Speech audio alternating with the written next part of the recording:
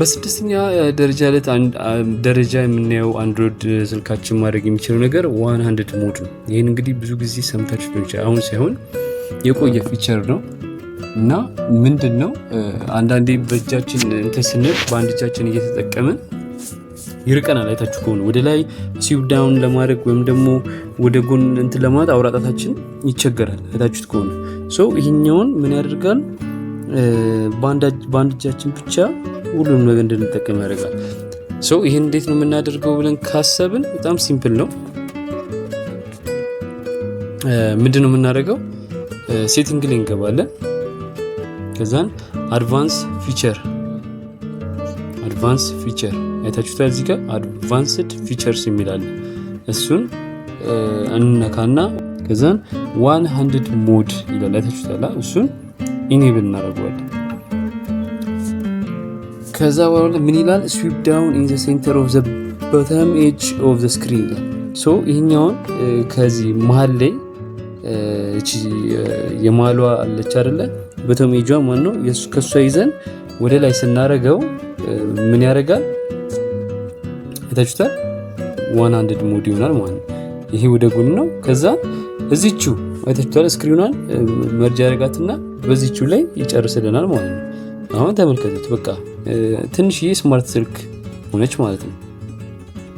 ይሄ በጣም የሚጠቅም መስሎ ይሰማኛል። ምክንያቱም እቺ የምታክል ስልክ ላይ እጃችን አውራጣችን የትም ቦታ ስለሚደርስ እንደፈለግን መጠቀም እንችላለን ማለት ነው። ይሄ ቤስት ፊቸር ነው የአንድሮይድ።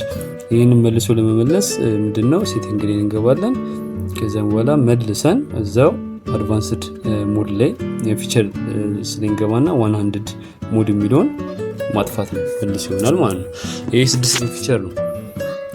ሰባተኛው ፊቸር ደግሞ ቢልቲን ስክሪን ሪከርደር ነው። ይህንን ምናልባት ልታገኙት የምትችሉት አንድሮይድ ስልካችሁን አፕዴት በየጊዜው የምታደርጉ ከሆነ ነው። ያለበዚያ ላይኖር ይችላል። አንድሮይድ ስልካችሁ ራሱን አፕዴት የሚያደርግ በተለይ ደግሞ ሌተስቶቹ ማለት ነው። ሌተስት ካልሆኑ ምናልባት ይህን ፊቸር ላታገኙ ትችላላችሁ በነገራችን ላይ እና ግን አንድሮይድ ስልካችሁ አፕዴት የምታደርጉት ከሆነ በየጊዜው እና ደግሞ እንድታደርጉ የሚፈቅድላችሁ ከሆነ ይህን ፊቸር ታገኙታላችሁ። ይህን ምን ጋር ነው? ከላይ ስዊፕ ዳውን አድርገን እዚህ ጋር ሰከንድ ስዊፕ ዳውን ስናደርግ ምን የሚላለ? ኤክስ ሪከርደር የሚላለ ታችሁታል። እዚህ ጋር ይኸው ኤክስ ሪከርደር። ስለዚህ እሱን ሪከርድ ማድረግ ትችላላችሁ ያለ አፕ ሳትጭኑ ማለት ነው። አፕ ሳትጭኑ ይሄንን ሪከርድ ማድረግ ትችላላችሁ። ይሄ እጅግ በጣም ጠቃሚ ነው። በተለይ እንደዚህ ዩቲዩብ ወይም ደግሞ ሳምቲንግ መስራት የሚሰሩ ሰዎች ማለት ነው። ምንም አፕ ማውረድ አይጠበቅባችሁም። ሪከርድ ነው የምትሉት። እሺ ኤክስ ሪከርድ የምትሉት ሪከርድ ማድረግ ይጀምራል ማለት ነው። ይሄ ሰባተኛው ነው። ስምንተኛው ደግሞ ኢኔብል ፋስት ቻርጂንግ ነው። ይሄንንም ብዙዎቻችሁ የምታውቁት አይመስለኝም። ፋስት ቻርጂንግ ኢኔብል ካልተደረገ ቻርጅ ስናደርግ ስልካችንን በጣም ሊዘገይ ይችላል። ገብታችኋል? ፋስት ቻርጂንግ ኢኔብል መሆኑን ቼክ ማድረግ አለብን ማለት ነው። ይህንን ለማድረግ በጣም ቀላል ነው። ምንድነው? ሴቲንግ ላይ እንገባለን። ኤንድ ባትሪ ዲቫይስ ኬር የሚል አለ። እሱ ላይ እንገባለን። ወይም ደግሞ እሱን ፈልጋችሁ ካጣችሁት ያው ባትሪ የሚል አለ።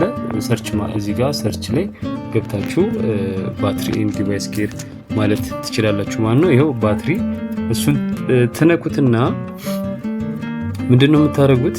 ወርታች ትወርዳላችሁ። ከዛ ቻርጂንግ ሴቲንግ ላይ ስትገባላችሁ አይታችሁታል። ቻርጂንግ ሴቲንግ ላይ ስትገቡ ፋስት ቻርጂንግ ኢኔብል ነው። ስለዚህ ይሄኛው ኦፍ ከሆነ ቻርጅ ሲያደርግ በጣም ስሎ ይሆናል ማለት ነው። ስለዚህ ይሄንን ኦን ማድረጋችሁን በፍጹም መርሳት የለባችሁ ማለት ነው። ይሄ ስምንተኛው ፊቸር ነው። በዘጠነኛ በዘጠኛ ደረጃ የምናየው የአንድሮይድ ቤስት ፊቸር ኦፍላይን ጉግል ማፕስ ነው። ይሄ ምንድነው? ግዴታ ማፕ ስንጠቀም እዚህ ጋር ማለት ነው። ማፕ ስንጠቀም ግዴታ ኢንተርኔት ሊያስፈልገው ይችላል አይደለ? ግን ኦፍላይን አድርገን መጠቀም እንችላለን። ያ ማለት ልክ በቃ ሴቭ እንደተደረገ ሆኖ ያለምንም ዳታ መጠቀም እንችላለን ማለት ነው ማፕን። ከዛ መጀመሪያ ጉግል ማፕን ከፍታለን። ከዛ ታፕ ፕሮፋይል አይከን እቺኛውን ማለት ነው እቺን እንነካታለን። ከዛ በኋላ ኦፍላይን ማፕ ይታያችኋል። ኦፍላይን ማፕስ የሚለው እሱን እንነካዋለን።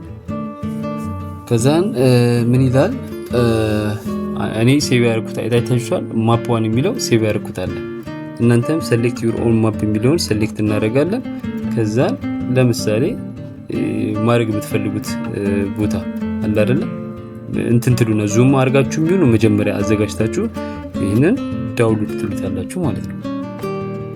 ያያችሁ ነው። ዳውንሎድ ስትሉ ዳውንሎድ ዊል ዩዝ አፕ ቱ 30 ሜጋባይት ይላል። ዋቴቨር ምንም ችግር የለውም ዳውንሎድ ትሉታላችሁ ማለት ነው።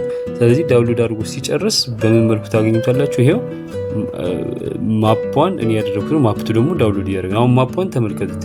ይሄ እኔ ዳውንሎድ ያደረኩት ነው። ሶ ያለ ምንም ዳታዬን ባጠፋም ይሄን ያሳየኛል ማለት ነው። አይታችሁታል። ይሄው አጋቂ የህዝብ መጻሕፍት አጋቂ ኤቭሪ ነገር ይሄ ዳውንሎድ ከተደረገ በኋላ ያለ ምንም ኢንተርኔት የሚሰራ ነው ማለት ነው። ይሄ 9ኛው ፊቸር ነው ማለት ነው። 10ኛው ፊቸር አስቀድመን አይተነዋል ለሌላ ፐርፐዝ ብለን ኤጅ ፓናል እቺ ቅድም ያየናት ማለት ነው። ይሄ በጣም ጠቃሚ ነው። ምክንያቱም አፖች በጣም የምንፈልጋቸውን አፖች እዚህ ጋር መደርደር እንችላለን። ይሄንን ኢኔብል ለማድረግ ሴቲንግ ላይ ገብተን ምንድነው እንዳልኳችሁ ኤጅ ፓናል ብለን እንጽፋለን። ግን ኤጅ ፓናል የት ይገኛል የሚለውን ዲስፕሌይ ውስጥ ነው የምታገኙት።